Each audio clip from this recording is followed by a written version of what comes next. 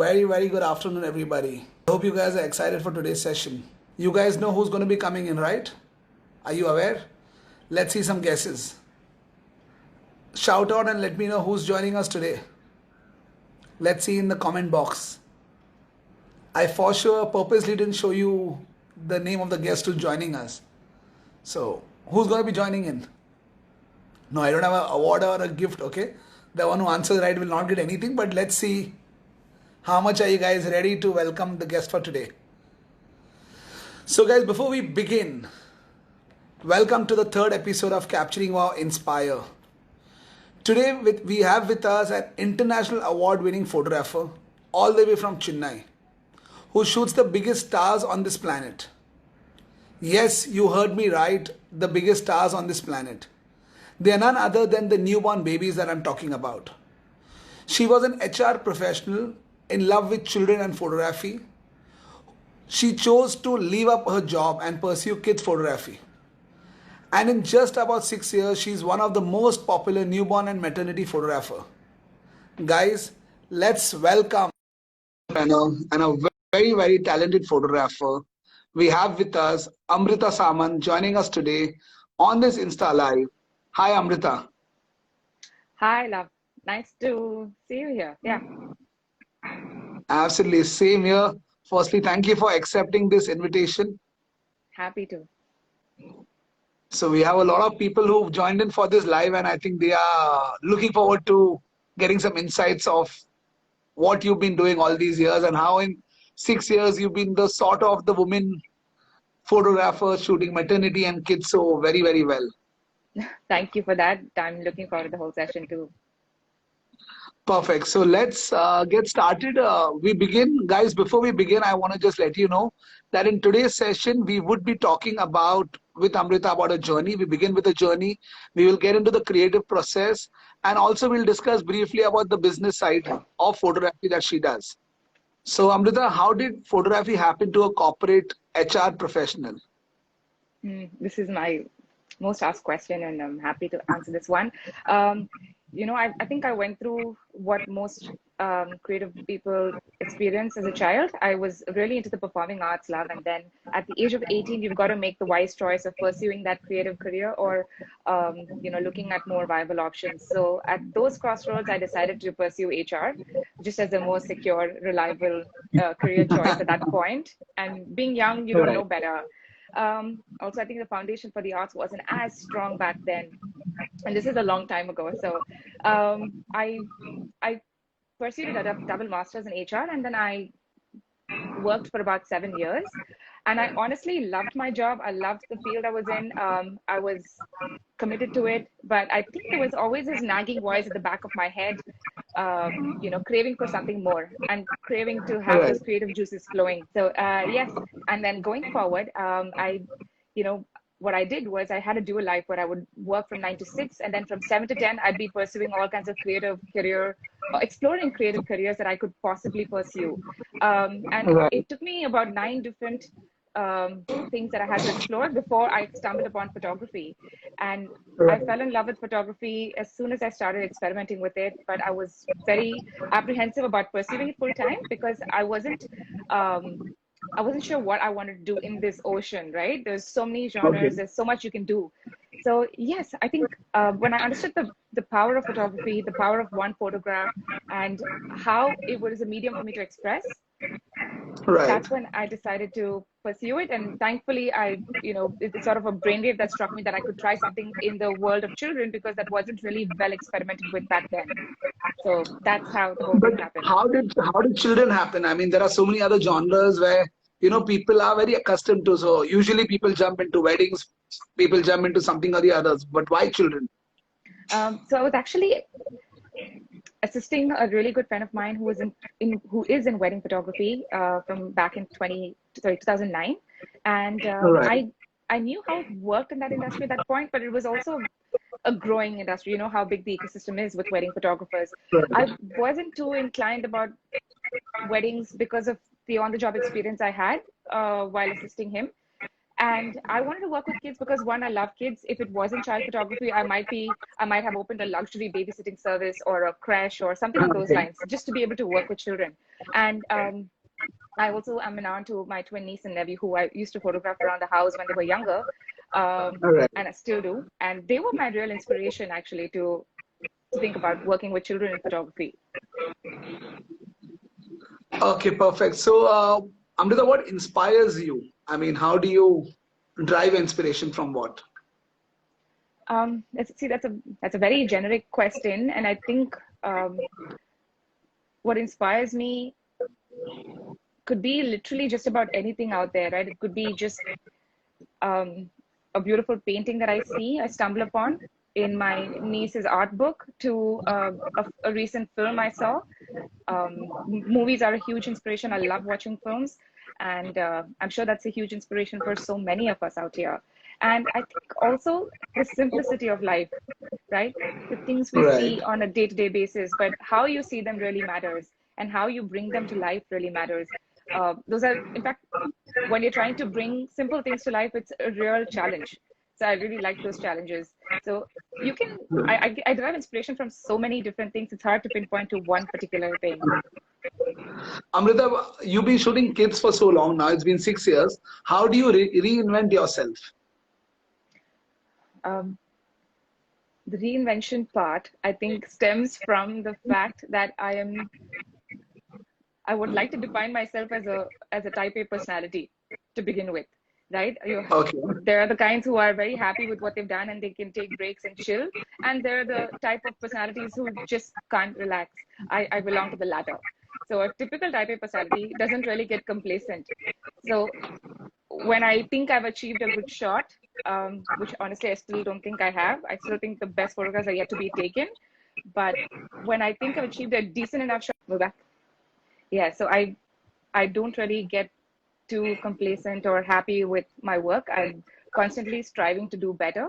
So that actually is one way that helps me reinvent myself. And I think the need or the demand from the market itself helps you drive yourself to another level.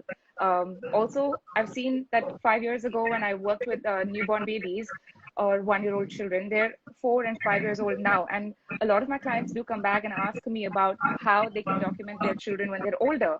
So you have to also find ways to make it interesting, not just for myself, but also for my customers or my clients who want to make memories of their children as they grow. But of course, their kids are at different ages and so will require different environments and different stimuli to enjoy a session. So that's where I think it really stems from.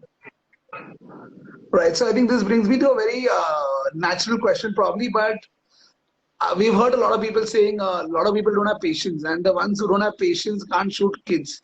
So how much do you agree to that? So how important is patience to shoot a child? 500% agree to that. You need a ton of patience. And if you generally think you're a patient person, I think you should experiment with child photography to know how patient you are, because it requires immense amount of love for babies to be able to deal with whatever they throw at you. And it could be, I don't know, it could be just getting peed on multiple times in a session to them just not cooperating for that one shot you want in the entire shoot. It could be anything, and you've just got to work with their pace, with their mood, with their temperament, and wait till they come around or try again. So yes, All patience is right. key. So how much? I mean, what are those different things that you do usually to get the perfect picture from a child? So what are those little tricks or tips that you use with the child? I mean, how do you make friends with the child? Um, okay, this is really interesting because it depends on the age of the child. Okay, now Right. when I'm working with newborns, it's about understanding what kind of environment will allow them to sleep, because you want them sleeping and not hassle while you're trying to pose them. True. Even while wrapping them, you want to keep them comfortable. So it's very important. The nuances of of newborn photography are huge, right? And it's key to actually go through workshops to understand what makes it safe and what makes it comfortable for them. As kids get older, you've got to understand what they respond to most. Like a 3-month-old shoot, which used to be the toughest age category for me, but now I have gotten so good at it. And I want to say that I want to take credit for it because honestly, it took a lot of failed attempts to be able to get to a point where I can shoot 3-month-olds and give the family some beautiful memories. So with 3-month-olds, it's about actually standing over them because all they can do at that age is only lie down on their back. They can't flip over, they can't sit, nothing. So you want to be able to Right. engage in conversation with them because they start to recognize faces at 3 months and they love being spoken to. So I actually have grown-up conversations with them while I'm standing over them and I'm ready with my camera. So when they respond with a smile or an expression, I'm there to click. And then as they get older, it's again understanding the stimuli for each of these milestones and working with that. With older kids, for example, is like 2-year and 4-year-old kids, you've got to really be an expert storyteller, which honestly I'm not. I'm trying really hard to become that. You've got to be able to capture their attention with your expressions, with your intonation of your voice, going up and down and making the story gripping, talk about characters that they relate to. It could be cartoon characters or it could be, just animals and flowers and whatever it is that they will most relate to. And I get a lot All of these right. insights from parents. So that all put together really helps me connect with kids. So I'm sure, I mean, you meet a lot of parents, and parents are sometimes hyperactive. So I just saw one of this question coming up here, which is very similar to what I wanted to ask you. How do you deal with these hyperactive parents? When you say hyperactive, are you saying parents who I are mean, the parents, though sometimes, I mean, there are parents who might be very picky about the fact that, oh, this, I mean, when you're dealing with a child, so the parent might not want you to do this, not want you to do that. I mean, they would have their own. I mean, I have seen parents having 5 people to just take care of a child. So, and if you have an idea that I want to do this, and the parent might say, no, I don't want to do this. So how do you deal with these parents? okay, that actually is a very simple answer Hyper to that paranoid question. parents. Okay, all right, okay. Paranoia is common and it's good, I guess, because being paranoid is good for your child, but not too much, right? But where do you draw the line with that is basically with setting expectations with them. So I set very clear expectations before the shoot. I get on a call with them and walk them through how we're going to do the shoot. I also walk them through every step of the shoot while I'm doing it. So I inform them before I do something. Like I'm very respectful of the fact that when they walk into my studio and I see their adorable munchkin, crawling towards me, I don't pick up the child even. I ask them permission and then do it. So it's a very respectful relationship you develop there. And clients get very comfortable with that. Parents are they start to trust you a lot more. And you want to give them that trust, right? You want to assure them that they're in good hands and it's a safe environment for all of them there. So if you set expectations and you walk your clients through what you're about to do, I get their approvals and then do it, and then there's absolutely no challenges around this question at all. So I Right, hope that helps. that's amazing. So I think once, and I'm going to reiterate this a little bit in Hindi because I yet see Hindi comments coming. Uh, so guys, what Amrita is trying to say, मेरी भी हिंदी थोड़ी अच्छी नहीं है, but I'm going to try this. That आप बच्चों के parents से पहले परमिशन ले लो. The minute आपने अगर परमिशन लिए, so वो पेरेंट्स आपको एक अलग नजरिए से देखेंगे. तो when Amrita meets a child also, वो बच्चे को पहले उठाएगी नहीं. So I think that's really a very key point, Amrita, that you just said, because we don't realize. I think today, if somebody loves kids, we might probably jump to a child and just pick up the child. But yeah, you do not know how the parents are going to react. So asking that permission is, I think, a game changer for sure. So guys, Or अगर true. आप अगली बार shoot कर रहे हो जहाँ बच्चा है, जाके आप सीधा बच्चे को मत उठाइए, पहले permission लीजिए, and I think it will solve it for you a lot. Very और powerful. शूट के पहले भी expectation set करना पड़ेगा. Otherwise, it becomes a Right. little confusing at the shoot. Stop laughing. Right. So I think so जो उन्होंने पहले भी बोला था कि आई थिंक आप शूट लेने के पहले आप पेरेंट्स को बता दीजिए कि आप कैसे करोगे, क्या करोगे. It's all about communication. अगर आपने सही कम्युनिकेट किया अपने क्लाइंट के साथ and you told them everything, I think then there is going to be no problem. So okay, let's if we can decode this a little more. What is your approach now ever since you get a shoot to you do the shoot? So what are the small things that you pay attention to, right from conceptualizing to executions? Can you highlight it a little more? Okay, all right. So right from when a potential client reaches out to us, जब वो हमें phone करे या email करे, तो from that stop laughing. उस समय से till the end तक वो पूरा एक्सपीरियंस जो हम देते हैं, it's very very important that you give them a really nice experience. खुशी होनी चाहिए बहुत, like a lot of happiness throughout the entire experience, right? I think what's important is that every step we've broken down the entire process into steps, where from when they write us an email to how we respond within 24 hours, giving them all the information they need. Once we get their confirmation, we move the conversations to WhatsApp and email. Email is a more formal record, और WhatsApp पे वो casual conversations होते हैं जहाँ पे हम costumes decide करते हैं, timings decide करते हैं, वो सब छोटी छोटी बातें WhatsApp पे करते हैं, and email पे formal agreements sign करते हैं और expectations set करते हैं, pricing सब कुछ वहाँ पे confirm करते हैं. तो confirmation के बाद I get on a call with them. Phone पे मैं पूछती हूँ कि उनको शूट से क्या चाहिए, क्या लुक चाहिए, what exactly their expectations are, किस तरह की शूट चाहिए, ये स्टूडियो वाला शूट या आउटडोर वाला शूट, और क्या कॉन्सेप्ट्स चाहिए, कुछ देखा है उन्होंने कि उनको पसंद है.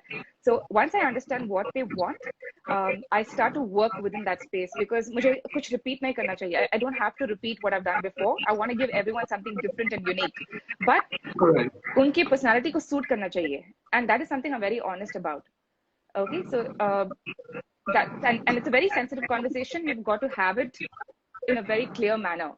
So after we decide what the shoot expectations are, मुझे पता है कि whether I can deliver to those expectations or not. अगर नहीं कर सकती हूँ तो मैं बताती हूँ कि this is not going to be possible with me. ये मेरा काम नहीं है. This you can go to someone else for this kind of work, because मेरा एक style है, and I want people to come to me for my style because they relate to it. So this is a step that I see a lot of photographers skip because they want to close in on a deal, but it's important to be on the same page with your client. और उसके बाद I think we're constantly giving them checklist कि shoot के लिए क्या क्या ready करना पड़ेगा, so clients को क्या लेके आना पड़ेगा, what will I bring and come, what will my vendors bring and come, ताकि on the shoot day सब कुछ smoothly जाए. There should be no confusion, no problems or challenges on that day. That's something I'm very specific about.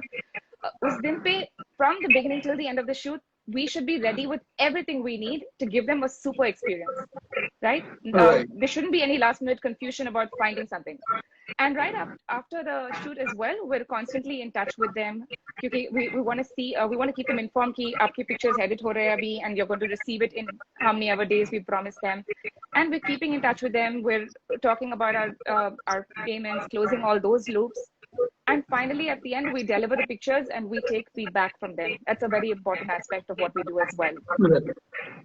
Right. So, but okay, before we get into the post, talking about this process of setting expectation, I think that's a very valid, important, powerful area, because you very rightly said a lot of people just want to get business. So, chalo, jo inquiry aati hai, hum kar lenge. I think the tendency is कि यार ऐसा shoot करना है तो भी मैं करूँगा, वैसा करना है तो भी मैं करूँगा, अगर वो मेरा स्पेशलिटी नहीं है तो भी मैं करूँगा. So, firstly, how have you created your style? How did you realize that this is my forte, this is my style? If you can let us know a little more on that. Sure. So it's very hard. बहुत मुश्किल है कि style, मेरा style ऐसा है बताने के लिए. I mean, it's very hard to translate that into mere words.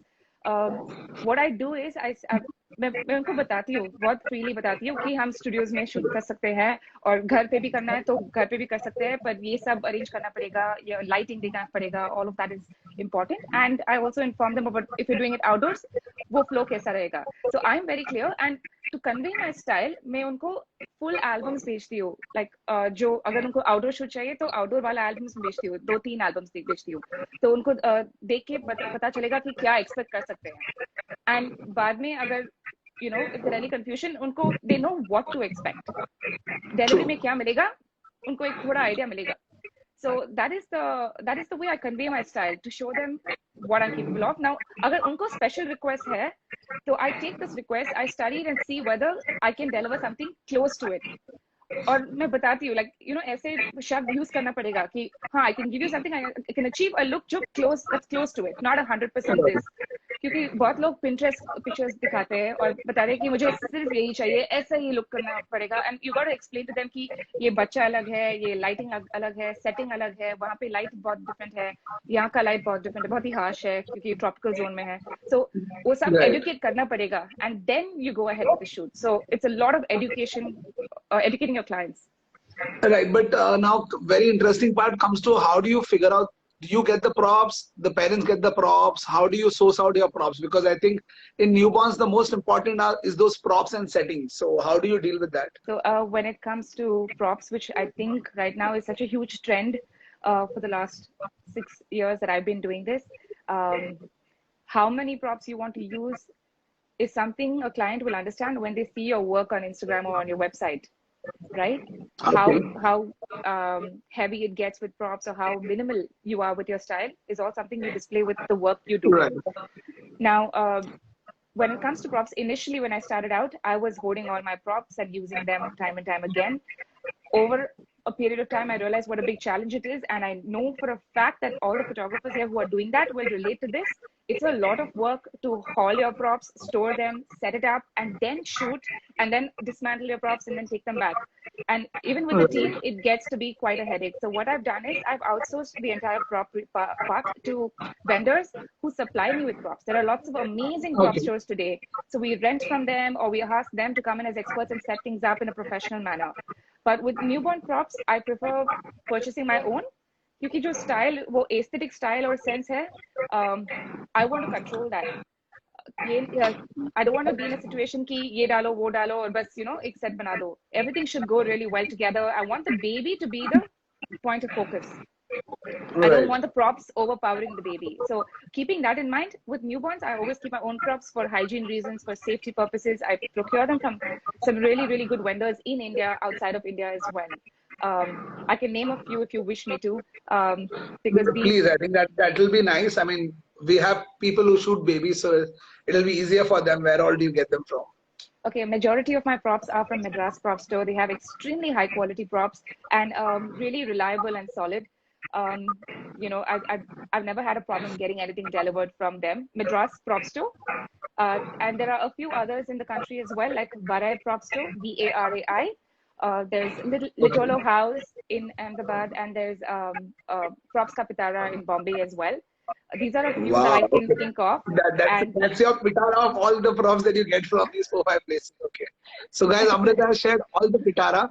So before we move ahead, guys, so far Amrita has been talking to us and letting us know about how she approaches it. Perfect. So I think now we are good to go. good to go. Okay, guys, if you have questions, we have a Q&A tab. Please put your question in the Q&A tab. We wouldn't, now there are a lot of comments coming in, so we are going to miss out that. So we'll come to the questions of yours towards the end of our session. So don't worry, we'll try to answer as many questions. So, but keep putting the question in the Q&A tab. Yes, Amrita, let's continue. So we were summing up your props. I think people wanted to know, I did see a few comments, people missed out the name. Can you tell them the names again from the prop shops? Okay, for sure. One was the Madras Prop Store, Madras. Varai Prop Store, yes, Varai Prop Store. In fact, actually, love, there's a free YouTube tutorial I've done very recently. It's a 45-minute tutorial talk child photography. And I've listed out all the prop stores right there for them with links for them to actually check Wow. them out. That'll be easier. Yeah. Okay, perfect, perfect. So, guys, you can go on to Amrita's page and see that. Moving on, Amrita, ahead, we were talking of kids at different age groups. So, when we're talking about 3 month old baby to a 1 year old child, how does the approach differ? Can you talk about that a little bit? Um, Absolutely. And a large part of this is something I learned when I studied a lot of child psychology in the first couple of years mainly. Apart from just being a child photographer, it's important to actually learn about your subjects, learn what makes them comfortable, what does not, and understand their growth itself. So, the all the recent books on pregnancy and child development in the market are books I've picked out and read about at ever so often, as well as reading articles online. It teaches you a lot about understanding children subject itself, how their mind develops, what they see at different age groups, and that has taught me to deal with all of them very differently as they grow. Right. Understanding a simple thing like when working with a 6 month old baby, the game of peekaboo is something they start to recognize at that age, and a lot of them enjoy it. You would never know Okay. that unless you do like multiple trial and errors right there. But it's something I learned from a book, and I use that in my shoot, and that is one of the, in fact, if you see my 6 month Wow. shoots and you see the big smiles they give me, it's because of a simple tip like that I picked up from a book. So Wow. um, Okay. Learning child psychology will really help you understand the milestones, and as they grow, you start to understand what they can make sense of, what they can't make sense of, and try and work with elements to Right. relate to their motory skills at that point. Right. That's so interesting. So just a one small tip can change the entire game. Absolutely. I know I read somewhere that you probably also done 14 shoots in a week. So how do you manage to do like so many shoots? Yeah, there are many weeks like that where it ranges between 10 to 14 shoots, and it's honestly it's a very crazy schedule, but it's also the kind of schedule that makes me jump out of bed Right. each day because there's so much to look forward to. And a schedule like that can only be possible with a strong team to help you. And I mean, the team, an all women's team that I have on board, they're like powerhouses, each on their own, Wow. and they really help bring all pieces of the shoot together. So uh, So what's team your होना team जरूरी size? है. We're a team of Okay. 6. Wow. Okay. Yeah. Yes. So a team होना बहुत जरूरी है जब आप बहुत सारे shoots कर रहे हो, क्योंकि it's very easy to make a mistake and let something fall through the cracks, which can dampen someone's experience in a shoot. So to make sure rather every part of the shoot goes really well, you Right. need to outsource work. You need to be able to have responsible people around you to bring all of those parts together to actually make a schedule like that work. All right. So can you let us know a little more about I mean, you're one of them and you have five other people with you, I assume, or five or six people. So what are the Yeah, responsibilities of these five people with you? for sure. So I've kept the team small for a reason because I don't need too many people on board. Um, what I do is I have an editing team. So I edit my pictures along with an editor who does that as well. There's Okay. someone for business development, someone for client servicing completely. She becomes the face of the company for that matter and takes care of Right. all the incoming client requests or the ongoing clients requests while I'm at shoot every day. And so that's me. And we have two photographers as well who work with us. Okay. So yes, that's the whole all women's power team. Wow. So you've have you taken a conscious decision of keeping it an all-woman team? Is there any thought behind that? Initially, yes. I mean, I was thinking about how even till today, I think women are still a minority in the craft. So I just wanted to offer more opportunities for women in the creative field. Right. And I mean, now I don't necessarily want to limit it to that. I'm open to anyone working with me, provided they're interested and passionate. Right. So what about marketing? So I mean, can we talk about a little bit more about business development marketing part? So how do you do and what all do you do in that process? So I think with business development and marketing, they kind of go hand in hand. They're two very strong processes. You've got to, it should be a hand in glove situation. While there are lots of business strategies out there for you to read online, I think the most simple things that have worked for me, I've observed them work really well, and I've put them down as part of my Bible, my go-to activities. So I typically earlier I used to spend a large amount of time on marketing and visibility of the brand. Now that has reduced because I have to make a balance. I don't have the luxury of that much time. So Right. there's a simple principle called the Pareto Principle. Sorry, I'm nerding everyone out with this one, but it basically states that 20% of the causes relate to a good 80% of the effect of it. So what you do in that 20% can really, have an impact on the remaining 80% that you need to work.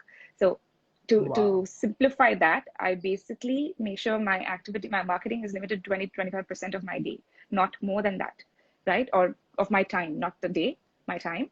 And I make sure that the impact is huge. And what that 20% is can differ for every person from brand to brand. Her company के लिए कोई और activities करना पड़ेगा. So for me it could be just putting up pictures on Instagram. कुछ लोगों के लिए तो YouTube videos banana makes a big impact. और कुछ लोगों के लिए attending workshops and or networking offline Right. through conferences and summits will help them better. So depending on the kind of business or the genre you're working with, you can change those marketing activities. But make sure जो 20% का काम आप करते हो, it should be super powerful. Does that help answer the Wow. Wow. question? No, no, of course, it answers it very, very well. So how much is education important in photography? Have you learned photography? Yes. So I have not learned it academically, I didn't go to a school or a college that taught me that, but Right. I have attended a tremendous number of workshops online and in person to scale my skills up.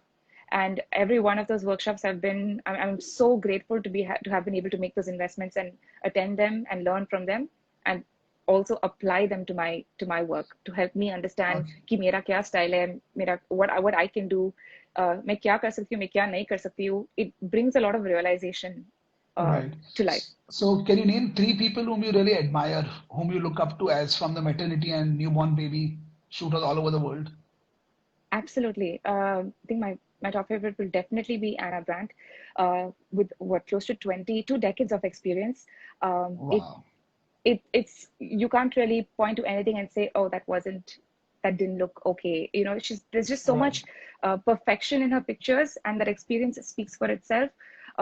वो कैसे काम करती है, the speed के साथ जो काम करती है, कितनी जल्दी एक shoot खत्म करती है, all that comes with a lot of experience, right? And there's no Right. taking away experience from that. So really admire her for that work. There are two more people I'd like to mention. One is Kelly Brown, again, someone with a tremendous amount of experience, and her work is super clean, very minimalistic, and there's a lot of intent in her pictures, which I really like. And a Right. third person I want to mention is Craig Whitehead. He runs his Instagram handle is 6 Street Under, and he does a lot of street photography. It's Right. all about his work is all about being in the moment, being present, having your third eye open, and making sure you capture it on time. So for him, his photography is all about the timing, and I really, really admire his work for that. Wow. Amazing. So, superb. So, guys, you know now who are her three mentors whom she looks up to and gets inspired. I mean, I'm sure their work inspires you a little bit. You do. Of course, absolutely. Okay, so coming back to the business side where we were, as far as your own career of from being an HR professional, so how much has it helped you in the business of photography, the HR skills that you learned? How much do you apply it in your Uh, business?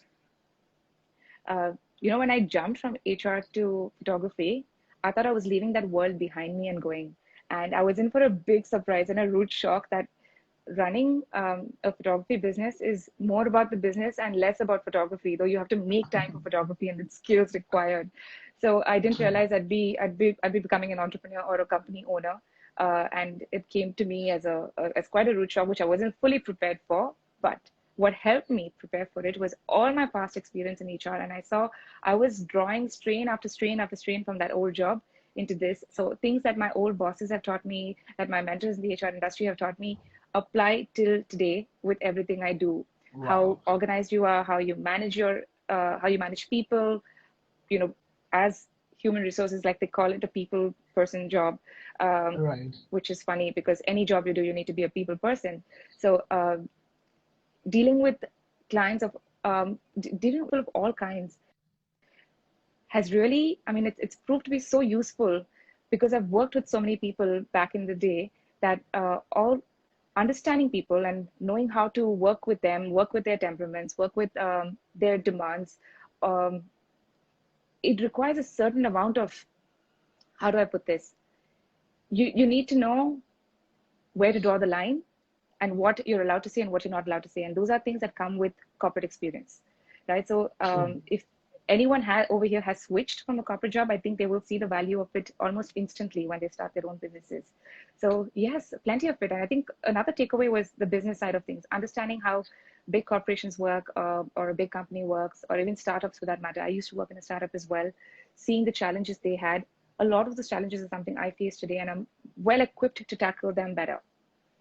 Right. So yes. So just coming to the current times, I mean, we've made sure that our conversation is not about the lockdown, but I have one question. How are you as a business coping up with the lockdown right now? And how much has it Um, affected your business? okay, I think what I'm about to say is not really going to provide solace to anyone, but इसमें बहुत it's very true that we're not alone right now. सब लोगों को बहुत मुश्किल हो रही है अभी, with no work coming in, with not being able to do work. हम बाहर भी नहीं जा सकते, Right. तो घर बैठे बैठे क्या करें? So you've got to understand that, don't personalize it, and that's what I've been doing. It's helped me realize that I'm not alone. And not that misery loves company, it's just that you're not the only one affected in this pandemic. Everyone's affected, and it's, we're all in it together. That's what I'm trying to say. So has it affected business? Of course. Business obviously is at a standstill right now. It's not safe to be able to go out and meet children and expecting moms with the current pandemic situation. So I think this is a better choice to actually stay at home and wait for everything to subside. How do I cope with it? Um, I don't know if it's again the HR skills I gained over the years that helps me maintain a calm temperament about it. But I just realized that stressing out and going down that stress spiral or that sadness spiral doesn't help you. You might as True. well look for the silver lining and be grateful for what you have today than think of life as doom and gloom and not wake up every morning and not be able to get out of bed. That doesn't help you.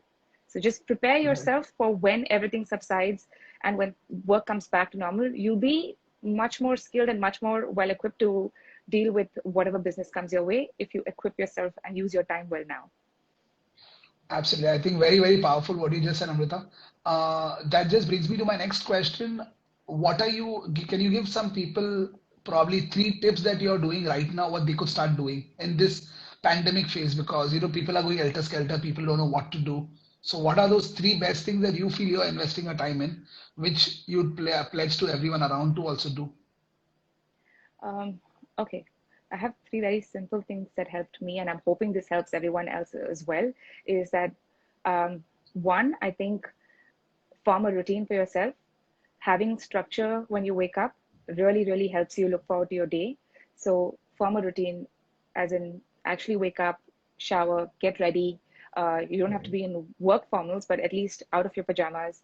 So it doesn't feel like one of those depressing days, that days you want to sit in front of Netflix with a tub of ice cream. No, it's not that. Um, Second thing is, I think it's important to make a laundry list of all the things you wanted to do in the past and you didn't have the time to do it, because, saying I don't have time has been all of our biggest excuses. So Right. make that laundry list and slowly start ticking them off. Also, when you have a laundry list of, I don't know, maybe 20 things, it's important to sort of prioritize them as what has most impact, what will impact your business most, or what will impact you the most, and what's low effort. Do those items first and then do the other items. So, ticking those things off the list also will give you some sort of consolation that you're making good use of your time, right? And I True. think the last thing is, this is a great time to sit down and reflect on what you've done so far, study it, get opinions from people. Everyone's free right now, so call up your friends, call up mentors, call up other renowned photographers in the field and Right. talk to them. And I've been doing that. I've been getting feedback. People who are not even in the baby photography genre, I've been calling them and saying, what do you think? I just want a third person perspective. you know so when you reflect and you start to see where you are, I think you can start understanding what your shortcomings are and start learning. Like I actually enrolled for a class in Excel. I enrolled my entire team in it as well. So we sort of brushed up on not just learning how to use Excel, but how to actually make it effective in terms of learning good business data from it, and applying that to work. I've been learning a lot of YouTube tutorials online, and I've been teaching YouTube tutorials as well. So I've been making really good use of my time, if you ask me. I think as long as you stop making dalgona coffee, you'll have time for everything else. No, but I think very, very powerful what she said because I totally agree. Ever since I've also been in the lockdown period, I've got a table from my office. I'm fortunate that I had my office close by. I mean, first few days I was sitting on the bed, but just sitting on the bed doesn't really help you. I mean, you tend to get lazy. What So a I got a sleep. table. I mean, you don't get into that routine. So yeah, I totally agree to you because I've made that habit that I wake up, get ready. I mean, just that you wear a new outfit every morning and you feel you're working, you get into that whole mode of working. So I mean, you can see I'm sitting on a chair right now, which is an office chair. So I think it just gives you the mindset. So having a fixed place to sit and work and get into the routine of working and finishing whatever we had to because we did a first session. We started off this series a month back. We started off capturing our Right. dialogues, and that's when we had also spoken in detail about how to maximize this period. And even that time, we had a lot of different people coming and speaking, and we told people that get a place to work, fix a particular spot where you're going to sit and work so that you get into the routine. A lot of people probably have been wanting to update their website. So I think it's a great time. Pick up your old Yeah. pictures, select pictures, put it up on a website, get a new website. So I think there's a lot that we can do. So I really request all you guys there, figure out how you use your time best because people are, I mean, stop watching the news. I mean, I don't know. I don't watch the news. My dad watches the It's news, and depressing. at the end of the day, I have a 5 minute conversation with my dad where he'll update me. Okay, these are the highlights that you need to know. So don't invest 5 hours watching the news at least, which is so much of just counting, or these WhatsApp forwards where people are just forwarding you that okay, ye ho gaya, wo ho gaya. I mean, what's the point? Let's do something constructive like how Amrita and we are doing. So, Amritan, just moving on to, we have a lot of questions from the audience. So, we will very, very Sure. soon begin the audience questions. Sure. But what are your delivery timelines to your client? I'm not very proud of them, but I need that kind of time.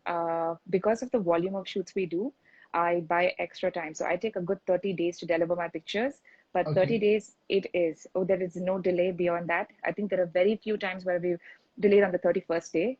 Um, and our satisfaction scores are through the roof for that. Adhering to timelines is again something I learned in my corporate job. You just have no go but to deliver. So I do take 30 days because we have a lot to cover and we want to do a good job at it. So I right. explain that to my clients, and yes, a month is useful to have. Okay. Also, with this entire genre not being one of those genres which are very, very widely accepted in our country, at least, I think back in the Western culture, this is yet there. People are ready. I think in India, I know a challenge. I've known of maternity photographers, and I remember probably 3, 4 years back having these conversations with people where if they would tell the parents that we want to shoot your child in the first 30 days, 40 days, parents would have inhibitions. How much did you encounter these inhibitions, and how have you got through to convince people to let you shoot in those first 20, 30, 40 days of the child being born?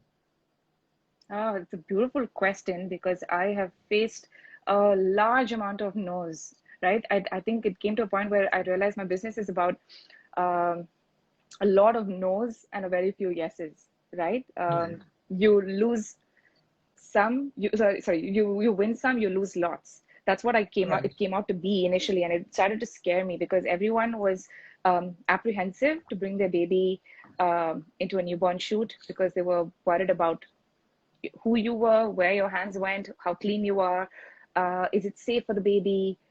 Do you even know how to handle a baby? Those are the common questions, I faced in the first 1.5 year of the business. And I knew that this was going to be difficult territory before I even started. So I was working with children of all age groups before I started newborns. However, I think I found ways to counter those challenges because it boiled down to simple education, helping your clients understand how we do it through. I was putting up a lot of behind the scene videos. I still do. I put up a lot of blogs explaining our process, explaining the precautions we take, what measures we take as a company. um, my certifications are out there for them to see, so they understand that I've been safety trained as a newborn photographer. And uh, Sharing a lot of this information really helped build right, trust. And then when they, of course, start to see your work out there, most moms want to capture that face because it's a beautiful face. So I try to make it as easy as it is possible for them to be able to indulge in a newborn shoot. So a lot of moms tell me we're not allowed to go out in the first 30 to 40 days, which is a very common thing in India, and I fully respect it. However, they do have to take a newborn baby to for a checkup to the doctor or to the clinic, right? And so what I do sort of suggest is why don't you combine the newborn shoot with that doctor visit? Come over to the studio, finish the shoot, go to the doctor, go home. It's going to be one trip. You don't have to bring the baby out more often. So little things like this help to make the whole process easier for them to do it. And right. of course, even though a client has shot with me with their first baby and then when they have the second baby, I'm still running them through the entire education process from start, just so we don't have any missed or forgotten elements at any point in time, and they're fully aware of what we're going to do, like what I shared earlier. Expectation set karna padega, and then sort of run through it with them on a call. Fir wahan pe bhi, uh, before I pose the baby into say a cute little chin on hands pose or anything of that sort, I tell them ki abhi I'm going to do this and this is how most babies react. So I'm just warning you that they will sort of struggle a little bit. Once they get comfortable, they're okay. And and then I check with them if they're okay when I go ahead. Or studios पे बहुत सारे photos है, like I put them all up, so I point and say ये pose करना, I'm going to try this pose now, are you comfortable with that? And then it's a quick yes or a no, and then I'm approved to go ahead or not. So I hope that answers your question. So Yes. No, perfect. That really helps. But do you get a lot of parents? I'm sure people would say that, oh, come to my house and shoot the baby. So how often do you end up going to their house versus shooting at your own studio? Well, I think the choice there is it really depends on different situations. Sometimes, moms need a little more time to recover, so then they really can't get out and they want the shoots done at their residence for comfort level. So in those situations, we do go ahead. But for the most part, I do tell them that if they come to the studio पे बहुत सारे props है, where we have a lot of, you're spoiled with choice. Or last minute Right. could add करना पड़ेगा, so we can, quickly pull out and add it in the shoot. घर पे we've got to plan ahead properly and then come in. So there's no confusion again. So yes, doing shoots at clients' houses are something we do, but most, I think 10% of them are done in client location. 90% of them do actually make it a point to come over. So you really convince them, and I mean, because as a matter of fact, probably every parent would first say, "आप मेरे पास आ जाओ." मतलब, that's the mindset that okay, it's easier. You come to my house, it's easy for me. They don't care. You come in with props. So, in the initial years, were you more lining up going there? I mean, how is it like when you started off in the first Yeah. 2 years? So, how did you transition it? Okay, so first 3 years I actually didn't have a studio. तो सब कुछ मैं घर पे करती थी, जहाँ पे it was all client location based, या बाहर outdoors, or we hired a studio. So I didn't have a problem with going over to the client's house because I only had that many props. But as we grew as a studio and a company, now I think if you walk in, you'll sort of be a little lost in my studio, not knowing what to use, right? And we plan all Wow. this Okay. ahead of time. So I just sort of, I mean, we are in the service business, so we want to make them comfortable and make them have a great experience. So I don't try and push them against their will or try and convince them. I let them know कि अगर आप यहाँ पे आएंगे तो you get so much more. If I come there, we plan, और जो भी करना है सिर्फ वो लेके आएंगे बस. So based on that, I let them take a call, and if they still want to go ahead with doing it घर पे, we go ahead, and we come with a huge team with all the props, with the lights, and give them that experience at home. Wow, that's perfect. So I think a major takeaway, guys. So a lot of photographers who are watching us, it's not that Amrita started with a studio 6 years back. So if you're in that phase, आज आपको 1-2 साल हुआ ये करते हुए, so you don't need to typically have a studio today because I think having a studio once you have the business there is important.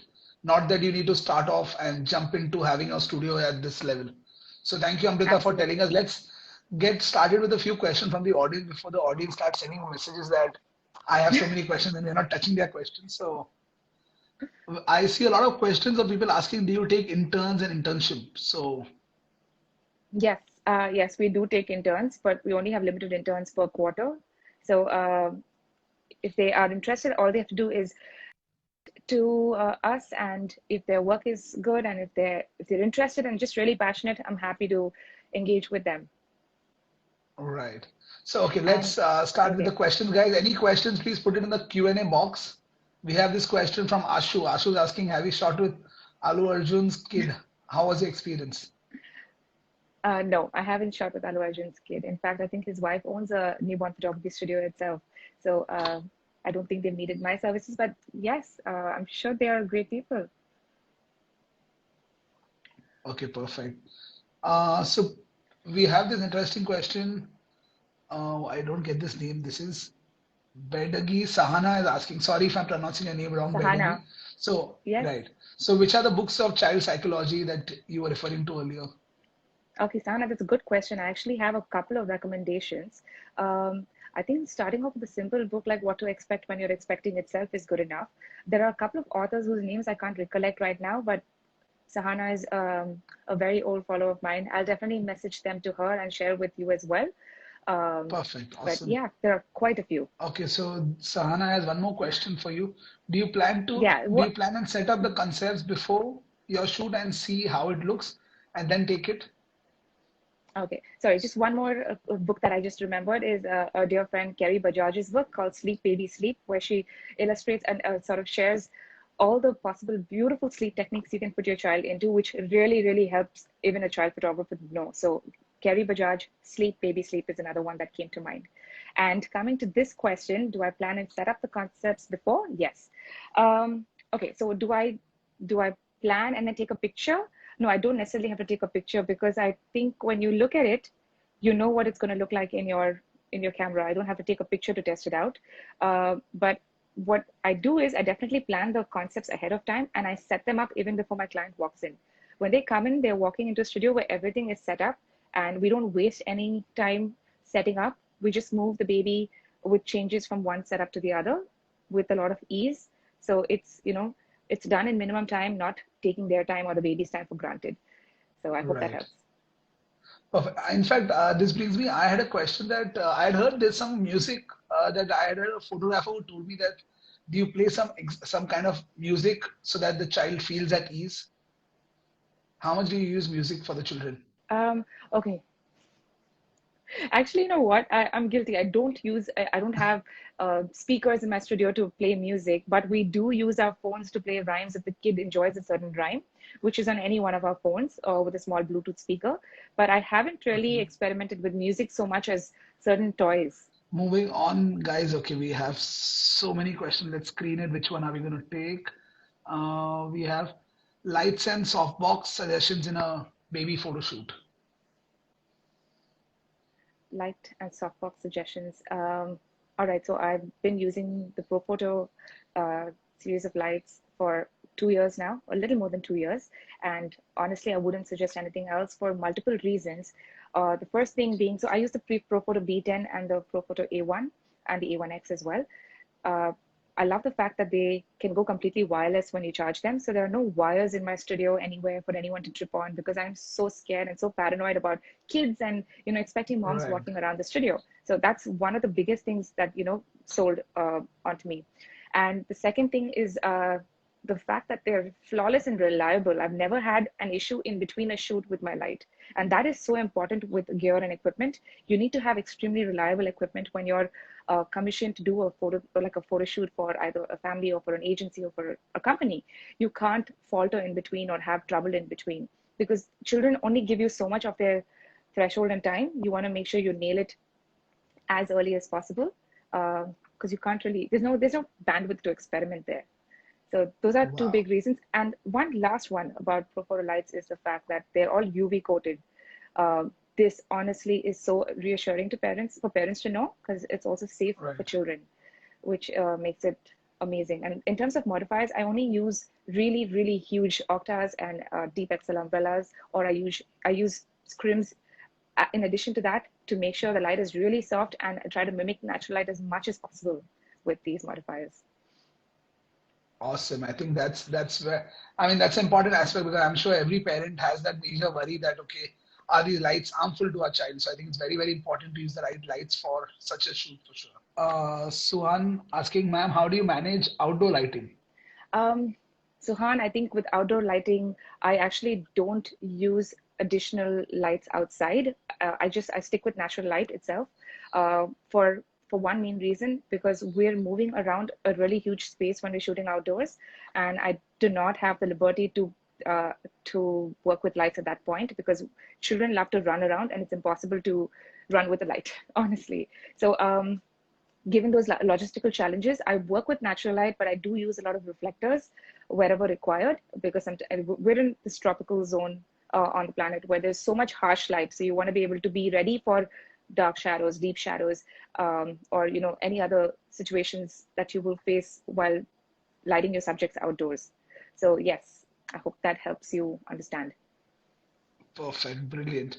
Love, Moving on I'd to like this to next question. add, How to deal with the change in expressions of the baby? is that Gopi? Can I assume it's Gopi? Okay, all right. So first of all, a baby's expression will change so rapidly. It's just a fraction of a second. Now, knowing that you only have that fraction of a second to work with, one, make sure your camera is uber fast. It's very important to have your camera working with you while you may be ready to click really fast. Your camera also has to be equipped to be able to do it. So Right. I use the Sony A7R3 where the performance, the speed is optimal.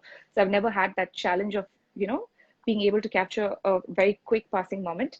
Also, I think it's important to understand what is triggering a certain expression that a child makes, and then trying to use those triggers from time to time to elicit those expressions. Right. So, okay, guys. So we're going to wind up the session in the next 5 minutes. So last one or two questions we'll take, and then let's. What is this interesting? I see this question coming in. I'm a wedding photographer since 20 years, and I want to start newborn baby photography. So how do I start? That's a 20-year experience photographer wanting to shift, I think. What's your take on that? Oh, well, it's amazing that you have so much experience, Dave. The fact that you come loaded with understanding different lighting scenarios, working with you know all kinds of situations, this would not be so much of a feat, or like not so much of a difficulty for you. I think what's Right. important to learn is actually enroll for a newborn photography workshop because that teaches you a lot how to deal with newborns. And while you may have kids yourself, I'm not sure. It's still important to go through these workshops to understand the safety techniques, also understand how the anatomy for a newborn baby is, and knowing how to handle them. It's important to be able to handle them, or even get a partner to handle the baby while you shoot. So I would definitely suggest going down the workshop route because that has really helped every photographer I know, and for me personally as well, scale from one level to a whole new level. Right. In fact, Amrita, you were earlier mentioning that you've taken a certification in handling these. So, what was that certification that you've done? So I did this a long time ago, and it's available online as well. It was Kelly Brown's safety certification, newborn safety program that's available. And now I think any workshop you sign up for, it is a necessary part in their workshop module itself. So that's something Okay. even I teach at my workshops, where we dedicate one entire section to helping understand what's safe and what's not safe while working with newborn babies. Right. So, guys, yeah, so good to see so many other learnings that you guys are sharing here in this screen. So, child psychology is important. Let me just give out some shout outs of what have they learned from this session. Getting parents' permission to deal with a baby was a good takeaway. Awesome, Sujit. Good that you realized that. I think we spoke about this almost more than an hour back. So, it makes me realize that we've had an audience that has been stuck to this conversation. Thank you, Sujit, for talking about that. So, nice Awesome. session. Any other learnings, guys? I think I missed out child psychology, getting inspired from everything around. Absolutely. Planning well ahead and have a clear communication with the client. So true. K photographer says that. OA it happens says deal with the clients. The importance of handling babies is very important to get to the assurance of the client. So true. Yeah, patience is the key for shooting children. Absolutely, guys. What else? What else were your learnings? I hope other people are making notes. Thank you, Amrita, for a wonderful, wonderful Thank session. you. You've really been insightful. You've given people great value, great insights on what you've been doing, how you've been doing. So I really appreciate that.